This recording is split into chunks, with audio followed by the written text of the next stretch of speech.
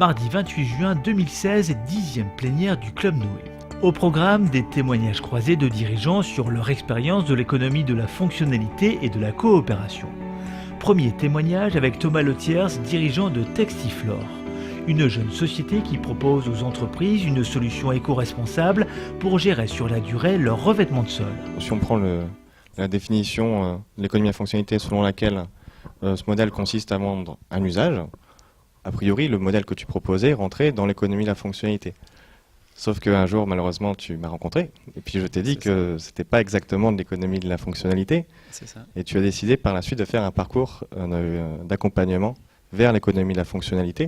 Est-ce que tu peux un peu nous dire ce que tu as vu dans ce parcours qui t'a aidé peut-être dans ta solution voilà, comment ça se passe un parcours d'accompagnement vers l'économie de la fonctionnalité? Effectivement, alors je connaissais même pas le terme économie de la fonctionnalité en fait quand je t'ai rencontré. Tu m'as dit tu fais presque de l'économie de la fonctionnalité et je t'ai dit super, c'est quoi l'économie de la fonctionnalité? Et effectivement, donc ça m'a intrigué parce que je me suis dit vendre un usage, travailler sur mon modèle économique qui était un petit peu déjà original quand j'ai démarré l'activité. Je suis plutôt curieux de nature, donc j'y ai été un petit peu par curiosité au début en me disant peut-être que ça pourra m'apporter des éclairages sur comment mieux vendre ma solution. Et c'est le cas. Donc ça se passe par groupe. On est plusieurs chefs d'entreprise en fait, alors de tout domaine, c'est ça qui est intéressant aussi. Et puis on échange sur, alors on a des aspects théoriques qu'on comprend pas forcément toujours, mais on échange également après en groupe. On discute de nos problématiques. Dans l'économie de la fonctionnalité, il y a aussi coopération. Donc on peut aussi co-construire des solutions avec les remarques qui sont toujours bienveillantes. Ce que je disais sur la location que je proposais au tout début, je faisais que de la location. C'est suite au parcours économie de la fonctionnalité où j'ai démarré la partie vente-maintenance parce qu'effectivement on se pose la question qu'est-ce que est notre métier réellement? Est-ce que c'est d'être un loueur? Non, c'est d'être une personne qui fait de la maintenance et qui maintient les revêtements de sol de mes clients.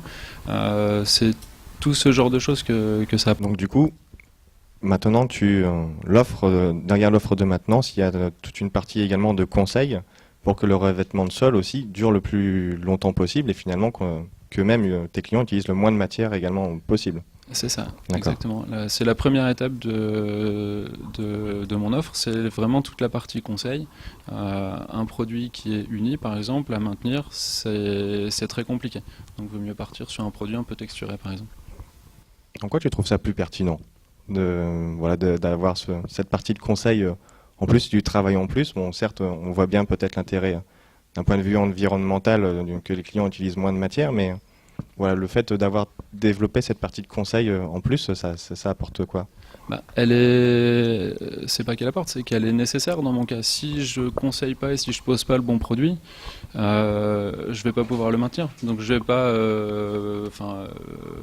si je vends une maintenance et que je fais pas le boulot, c'est mes clients qui seront pas contents. Donc je peux pas la décorréler. Et voilà. Merci beaucoup Thomas. Je passe du coup la parole à Romain également pour mettre un petit peu en perspective cet exemple-là par rapport à la définition que tu nous as donnée. Ouais, dans les propos de Thomas, ce qui est important, je pense, c'est la dimension intégrée de la solution. C'est ce qu'a dit Thomas sur le fait que, par exemple, le conseil en amont sur le choix du matériel, de la matière mise en place, c'est essentiel pour le reste de la performance. Parce que le glissement dans le métier de Thomas, quand il dit au départ je me suis présenté comme un loueur de moquette, d'ailleurs il y a eu une séance où on l'a beaucoup bousculé sur son métier en disant mais non mais t'es pas un loueur. Si tu te présentes comme un loueur de moquette, tu rates quelque chose de toute la richesse finalement de ce que tu produis. Parce que vous l'avez entendu, il fait pas que de louer de la moquette, il vient pas avec un prix au mètre carré et vous signez en bas de la feuille, vous avez vos mètres carrés.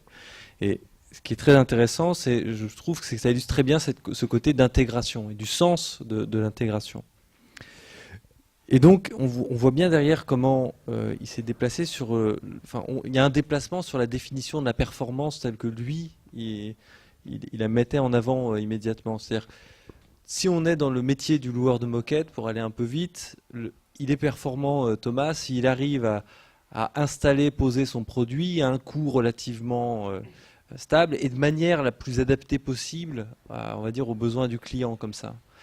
Et donc ça va être un jeu avec deux curseurs, la qualité qu'il est capable de trouver et la qualité qu'il est capable de payer finalement son client. Donc il y a deux curseurs, le coût, le prix, puis vous connaissez le troisième, en général on parle du délai comme un triptyque. Donc ça c'est très industriel, ce modèle de la performance-là où on reste enfermé sur ces quelques critères. Et là, Thomas, il arrive à quelque chose où il regarde quels sont les usages finalement, c'est-à-dire pourquoi mettre une moquette de telle épaisseur à tel endroit. Alors il ne vous a pas tout dit là, hein, mais il y a aussi des dimensions d'acoustique par exemple, c'est-à-dire comment améliorer le confort au travail en mettant une moquette dans un open space qui permette d'éviter le bruit, etc. Et donc il sort d'une performance où ce qui compte c'est l'épaisseur de la moquette avec une variable prix derrière. Et donc, il y a une performance et un engagement de performance qui font que ça devient nécessaire d'avoir tout, d'avoir et le conseil en amont et la suite. Et notamment, un des points sur lequel tu as beaucoup travaillé, c'est sur la dimension du nettoyage et de la relation avec les entreprises de nettoyage. Parce que vous voyez bien que pour tenir la performance, de faire tenir le plus longtemps possible cette moquette, ces opérations de nettoyage, elles deviennent elles aussi hyper importantes et nécessaires. Et enfin, on voit la dimension partenariale qui est aussi très importante, c'est que Thomas, il joue un rôle d'assemblier un peu là-dedans. Et il a regroupé des compétences, que ce soit dans le nettoyage, dans la pose. Et donc c'est aussi un élément assez intéressant de ce modèle en émergence, c'est que on a une entreprise où le rôle d'animation de cet ensemble et de construction de relations durables et de confiance au sein de cet espace, ça devient également extrêmement important pour lui. Merci beaucoup Romain. J'ai une dernière question quand même pour Thomas. Dans le parcours économie de la fonctionnalité que tu as suivi, est-ce qu'il y a eu un moment où il y a eu quelque chose qui a déclenché un déclic dans tes réflexions, un concept en particulier, ou au contraire, non, voilà, c'est plus un long cheminement et puis il n'y a pas quelque chose qui fait déclic en particulier, mais voilà, c'est un travail plutôt de longue haleine. C'est une très bonne question. Non, le parcours économie de la fonctionnalité, effectivement, c'est tout un cheminement et on se pose des questions. Est-ce que je loue, est-ce que je vends? Et là, ce qui me vient à l'esprit quand tu me dis, à peu près à un quart du milieu du parcours économie de la fonctionnalité, donc on avait déjà pas mal évoqué sur juste la fait, je suis pas juste un loueur. Je réponds à un appel d'offres et je suis pas retenu, alors que mon prix était bon. Mon offre était bonne, le client, enfin la personne que j'avais en face, donc services généraux, m'a dit en gros c'est quasiment bon. Et puis plus de nouvelles. Et quelques temps après, j'apprends non, l'affaire c'est pas moi qui l'ai parce que le directeur financier voulait pas d'une location. Dans ses comptes, il préférait plutôt faire un investissement. Et là, j'ai recroisé tout de suite avec toutes les discussions qu'on a eues dans le parcours en disant mais bien sûr, je suis bête. Je perds des affaires parce que je fais de la loc alors que mon concept global l'intéressait, mon prix était bon et l'affaire était faite et je l'ai pas parce que voilà. Donc il y a toutes des réflexions de fond, il y a un élément déclencheur, j'allais dire dans la vie de n'importe qui arrive, et puis on fait le lien à ce moment-là.